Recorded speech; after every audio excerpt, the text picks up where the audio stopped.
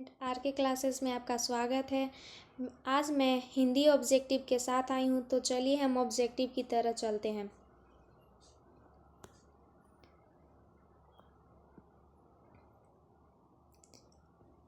आपका पहला क्वेश्चन है, आधुनिक सभ्य समाज श्रम विभाजन को आवश्यक क्यों माना जाता है? तो आपका आंसर होगा कार्य कुशलता के लिए।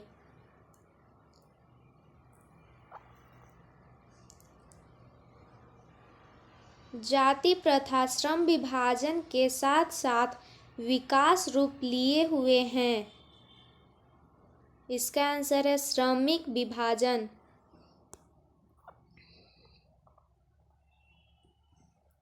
श्रम विभाजन और जाति प्रथा पाठ बाबा साहेब के किस भाषण का अंश है? Annihilation of cast. भारत में बेरोजगारी का मुख्य व प्रत्यक्ष कारण है जाति प्रथा।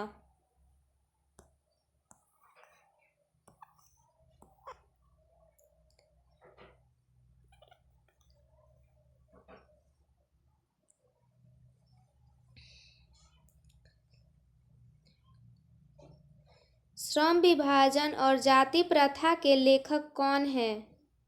भीमराव अंबेडकर। आदर्श समाज स्वतंत्रता, समानता, भ्रातृत्व पर आधारित होगा, यह किसने कहा है? भीमराव अंबेडकर।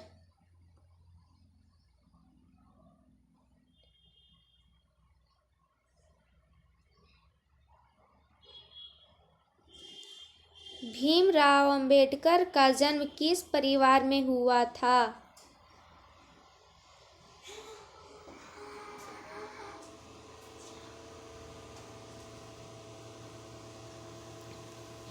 दलित परिवार में।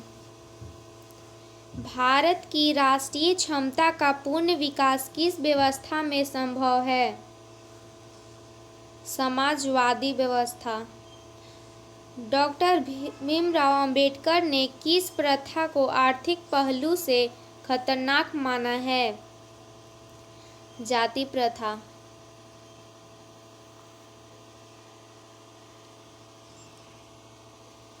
डॉक्टर भीमराव अंबेडकर का जन्म कब हुआ? 14 अप्रैल 1891 को।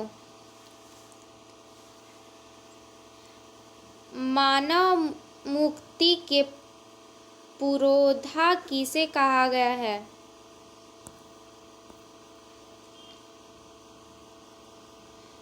भीमराव अंबेडकर को। डॉक्टर भीमराव अंबेडकर का जन्म कहाँ हुआ? महू, मध्य प्रदेश।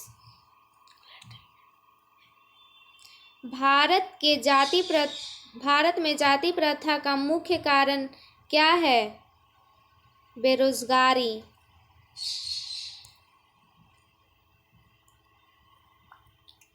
जाति प्रथा स्वाभाविक विभाजन नहीं है, क्यों? रूढ़ि पर आधारित होने के कारण।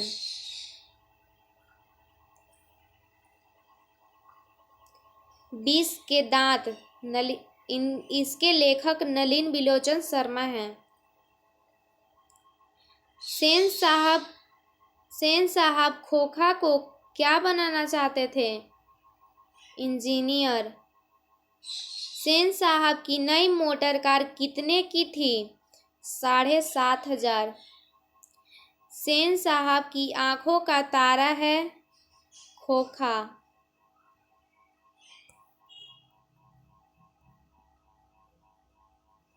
मोटर को कोई खतरा हो सकता है तो खोखा से। नलिन बिलोचन शर्मा का जन्म कब हुआ? 18 फरवरी 1916 में। खोखा के दांत किसने तोड़े? मदन ने।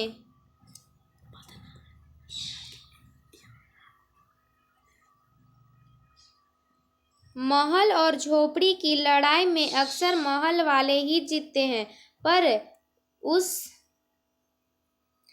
पर उसी हालत में जब दूसरे झोपड़ी वाले उनकी मदद अपने ही खिलाफ करते हैं। किस पाठ की पंक्ति है? 20 के दांत। किसके अनुसार सेनों ने सिद्धांतों को भी बदल लिया था?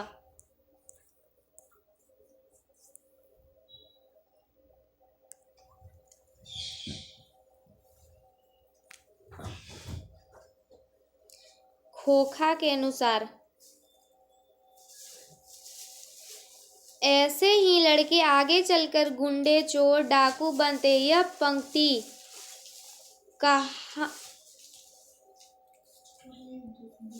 कहानी के किस पात्र से कही है? सेन साहब।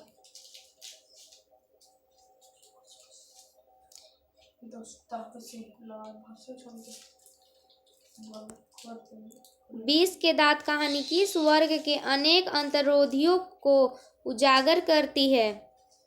मध्य वर्ग।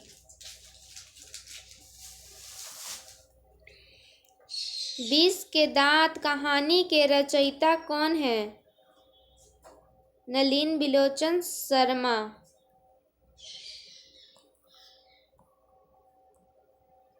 सीमा, रजनी, आलो, शेफाली, आरती पांचों किसकी बहनें थी? खोखा की।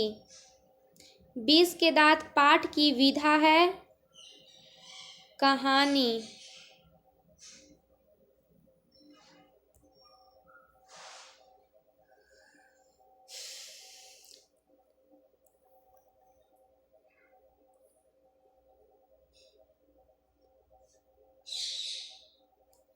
मदन के लिए क्या खाना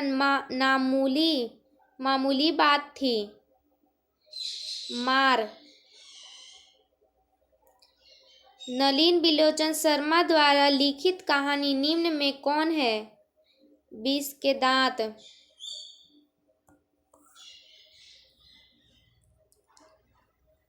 मैं तो खोखा को इंजीनियर बनाने जा रहा हूँ, यह कथन किसका है? सेन साहब का। अगला चैप्टर है भारत से हम क्या सीखें। इसके लेखक है मैक्स मूलर। प्लेटो और कांट थे महान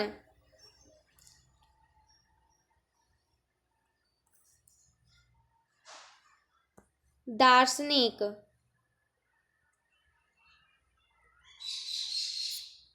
भारत से हम क्या सीखे क्या है?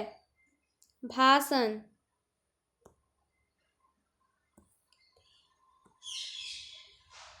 मैक्स मूलर को वेदांतियों का भी वेदांती किसने कहा है? स्वामी विवेकानंद ने।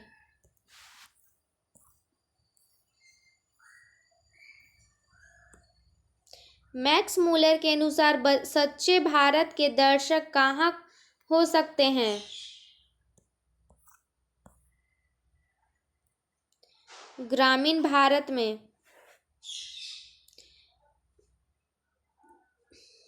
मेघदूतम का जर्मन में अनुवाद किसने किया? मैक्स मूलर ने।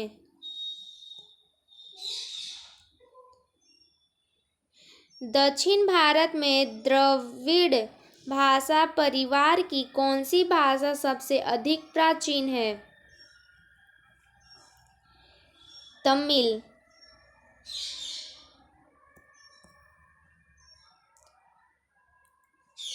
स्वामी विवेकानंद ने वेदांतियों का वेदांती किसे कहा है? मैक्स मूलर को।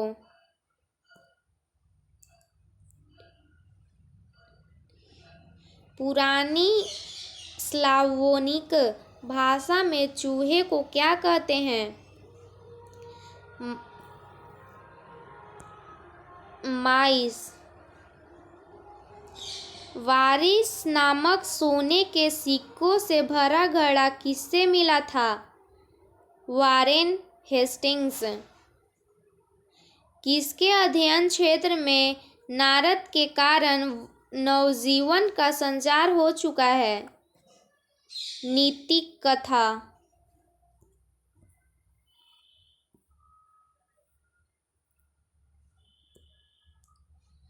मैक्स मूलर ने सर्वविध संपदा और प्राकृतिक सौंदर्य से परिपूर्ण किस देश को माना है? भारत को। निवंश विधा का संबंध किससे है?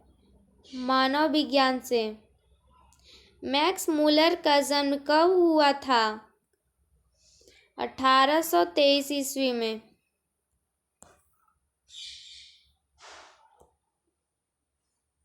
सर विलियम जोन्स समुद्री यात्रा करते हुए भारत कब पहुंचे?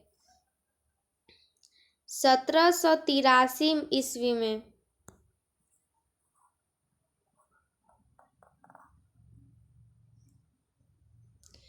हितोपदेश का जर्मन भाषा में अनुवाद किसने प्रकाशित करवाया?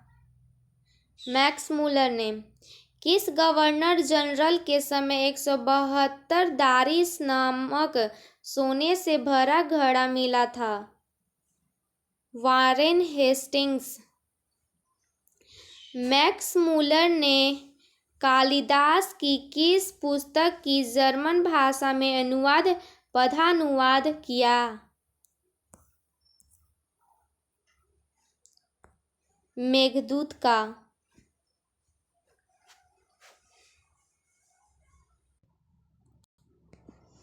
नाखून क्यों बढ़ते हैं? इसके लेखक हैं हजारी प्रसाद द्विवेदी।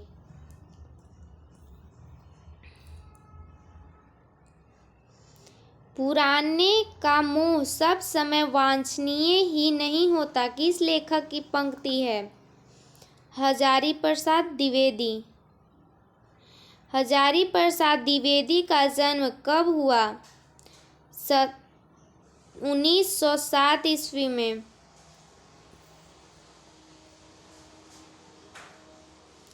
सहजात विक्रिया किसे कहते हैं? अनजान स्मृतियों को।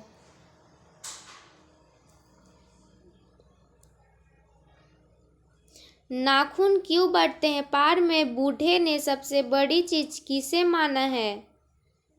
प्रेम।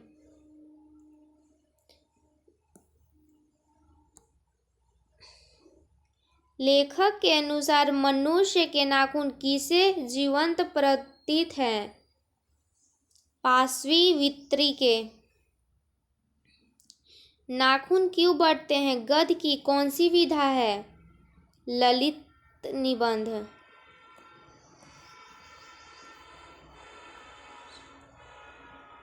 हजारी प्रसाद द्विवेदी द्वारा रचित पाठ है नाखून क्यों बढ़ते हैं?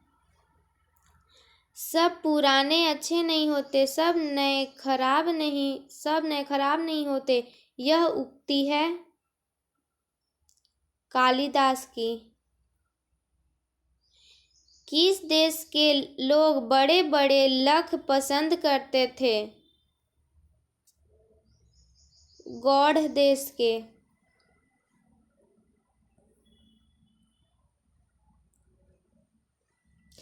अनामदास का पोथा उपन्यास किस लेखक की कृति है? हजारी प्रसाद द्विवेदी। हजारी प्रसाद द्विवेदी ने निर्लज्ज अपराधी किसे कहा है? नाखून को। पुराने का मोह सब समय वांछनीय नहीं होता, यह पंक्ति किस शीर्षक पाठ की है? नाखून क्यों बढ़ते हैं? द्विवेदी जी ने किससे पूछा था नाखून क्यों बढ़ते हैं? लड़की से।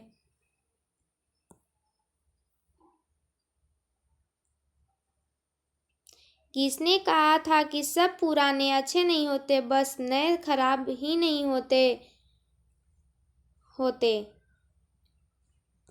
कालिदास।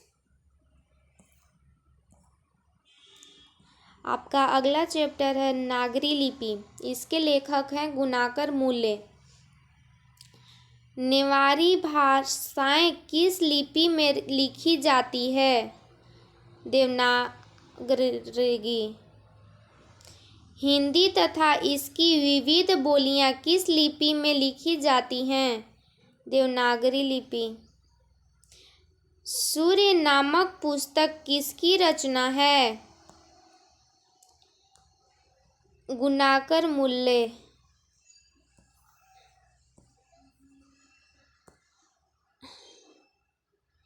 भारतीय लिपियों की कहानी पुस्तक के रचयिता कौन है? गुणाकर मूल्य। दक्षिण भारत का नागरी लिपि क्या कहलाता है? नंदी नागरी। 10वीं-11वीं सदी में किस रचना ने भारत यूरोप के बीच व्यापार संबंध के बारे में बताया है? शाहनामा।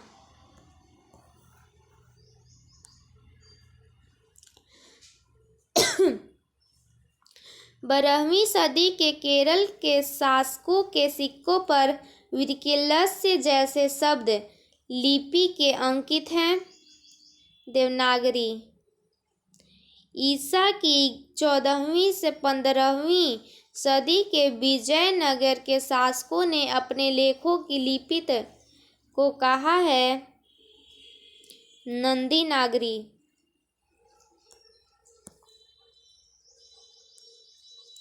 हिंदी लिखी जाती है?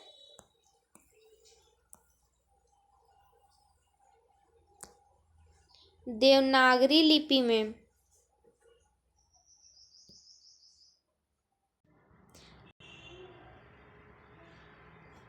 अगला क्वेश्चन हम आपको अगले वीडियो में दिखाएंगे। तो आज के लिए बस इतना ही। Thank you. अगर आपको वीडियो अच्छा लगे तो लाइक, सब्सक्राइब और शेयर करें। Thanks for watching.